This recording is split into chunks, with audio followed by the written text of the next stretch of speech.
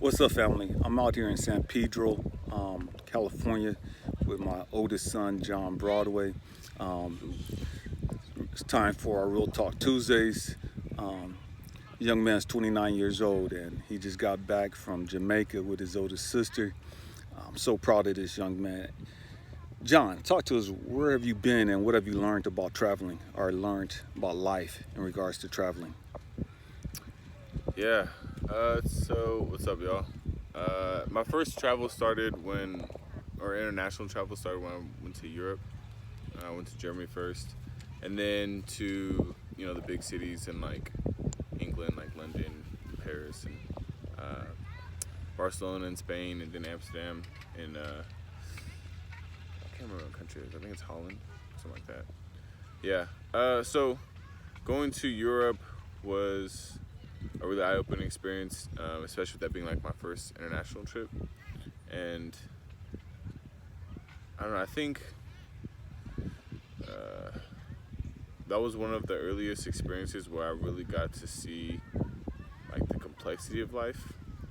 Um, because when I went to Europe, it was really interesting. I had like a simultaneous, or after the trip, I had like a simultaneous like understanding of, you know, all of these areas in which America needs to improve, but then also at the same time understanding of like how dope America is and like some of its history.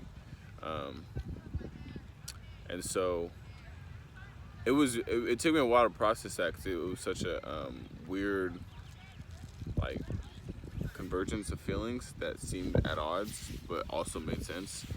Um, and so I think and everyone who travels will tell you that like traveling gives you a different perspective, makes you see the world differently.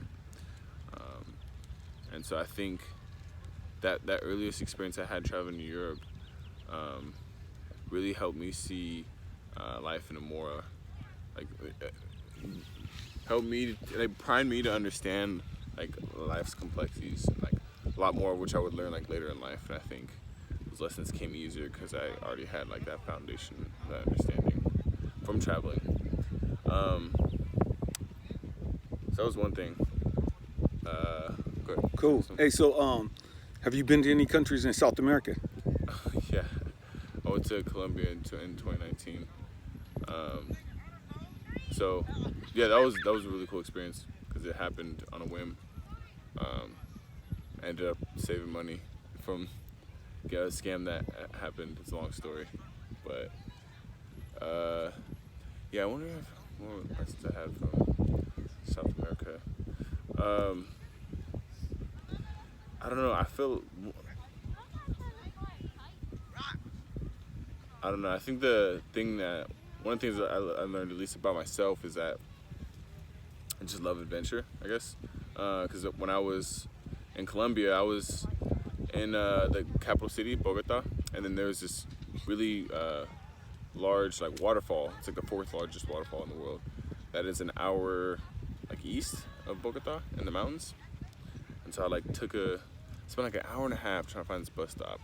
No one in there really spoke English, and then drove like an hour and a half up this mountain, and they just dropped me off, and like I'm still like 2 miles like from where the entrance is, and like this guy like he's gonna ride through the countryside. I finally get there, and I'm like going through this jungle looking for this waterfall, and I was just thinking like, damn, I'm so far from home right now. Like I'm just like completely, and like no one knows where I'm at. Like I'm just like in this jungle thousands of miles away, but I loved it. I enjoyed it so much. And yeah, I think just the farther I feel like in that trip I realized that the farther you go, like just the more opportunities it allows you to learn. Like, cause if you look at it on like a simple level, if you were literally to stay in the same place, like never move in your life, like think how much that would like hamper your ability to learn things just through experience, right? Or just through like, actually like living life. And so literally like the farther you go, the more like steps you take away from like, wherever your home is, just the more opportunity you have to just like obviously broaden your horizons and learn lessons and have these awesome experiences that you wouldn't have otherwise. It's cool because I remember that time frame, and prior to you being able to go to Colombia,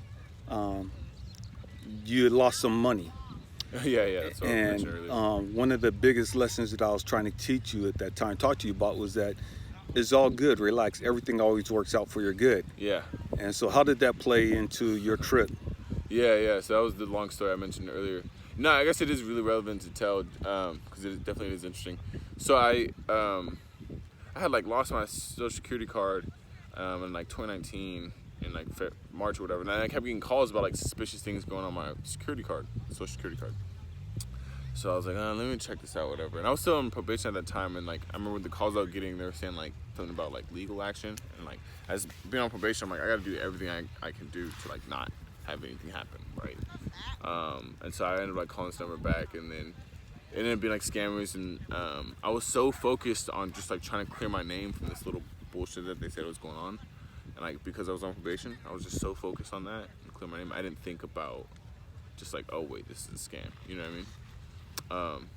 So it ended up getting me, I think it was like $1,300 that they got me out of, or whatever, and it had like literally zero, no money. I was like, I don't know what the hell I'm gonna do, and I was just about to move into another apartment. I was just about to go like check an apartment out and like pay like my first month's rent and first payment and all that, and all that money was gone. And so it just happened to coincide with this time where I had got a job with this company called Road Trip Nation, where I was going to be staying on an RV for like 6 weeks, 8 weeks or something like that, right? And so I realized like, oh, wait a second, I could actually recoup on that money that would have been paying in 2 months of rent, right? Like would have been $1,600. Instead of just paying those 2 months of rent that I would have paid normally if I wasn't scammed, I would just not have a house or apartment while I'm traveling for these 2 months, Road Trip Nation, save my money that way. So that's how I was like, oh, cool, it's gonna work out, right? I'm gonna get my money back. Only thing was I had like I think 10 days in between when I had to move out and when I was gonna be able to start traveling with Road Trip Nation, have a place to stay. So I was like, oh, I had a remote job at the time. Why not just travel? And so I ended up choosing Colombia because just the flight was super cheap. It was like $360 round trip, and your money goes far in Colombia. And it was a chance to speak Spanish, practicar my español. You feel me? So yeah, that's how it all came together. Hope that story wasn't too long.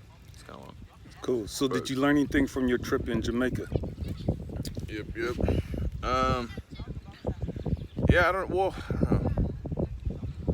I think the biggest thing though that like I was thinking about, just reflecting on, is just my friend died a couple weeks before, or a couple days before I went to Jamaica, and I didn't want it to like kind of like sour the trip.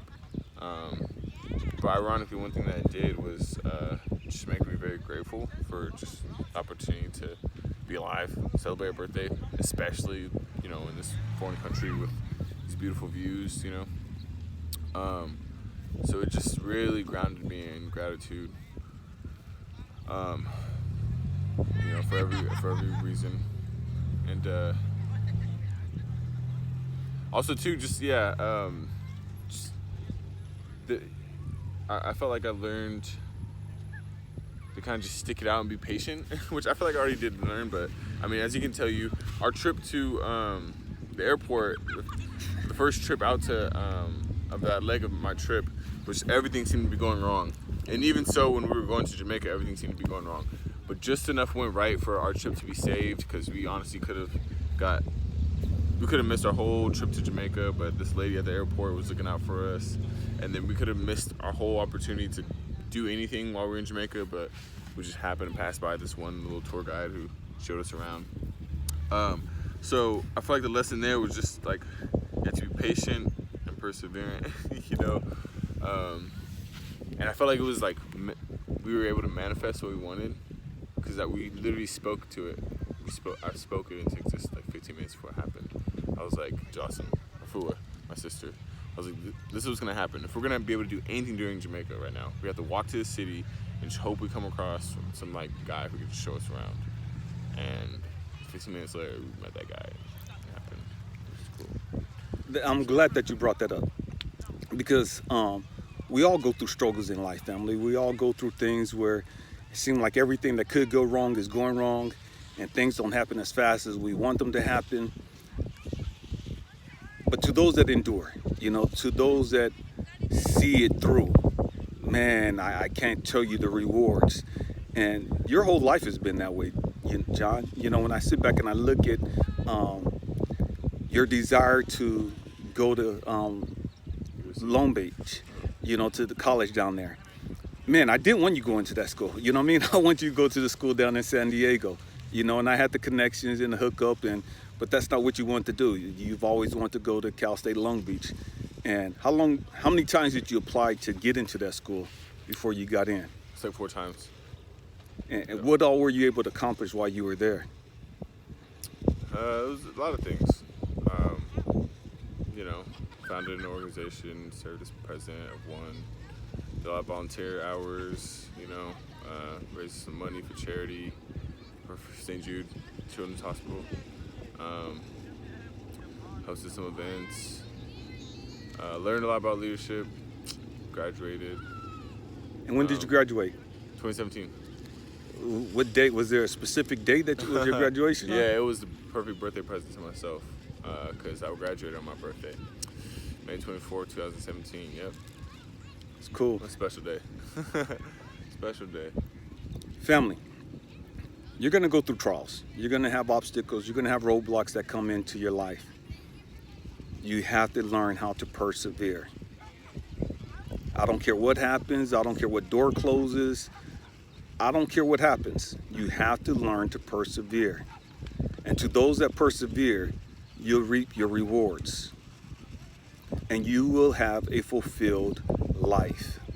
But you have to persevere. You can't give up on your hopes and dreams. You have to learn to stick it out. Is there anything else you want to add?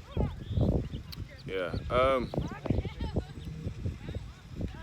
Yeah, well, I feel like this is relevant to bring up now. Because for our family book, we were supposed to read like the 1% rule. Our book that we're supposed to read for our book club that we have a lot of our family members in. The book for May was the 1%. And it's interesting that, my dad was sharing his number one reflection from that because it coincided with this other big reflection that I had from a coaching session from a program that I'm in. And the point of it was to not look at our goals as something that's huge and ginormous that we have to accomplish all in one bite or all in one time or really quickly. We can't look at our goals, we can't look at what we want like that. We have to look at just taking one step each day. I think Nipsey said it best, right? He said, don't try to build a brick wall, just lay a brick every day. Just worry about that. And when you look up, one day you're gonna have that brick wall, right? So in terms of, circling back to what my dad was talking about with don't give up and endurance, I think a big part of helping ourselves get in a mindset where we're not giving up is focusing on just taking one little step each day and allowing ourselves to be satisfied with that, right? As long as we're making that progress and that 1% each day, because that 1% is going to add up. 1% is the book there. So talk right back to that. But yeah, I would close out with that. Cool. Thank you. I love you guys. Happy healing. Peace.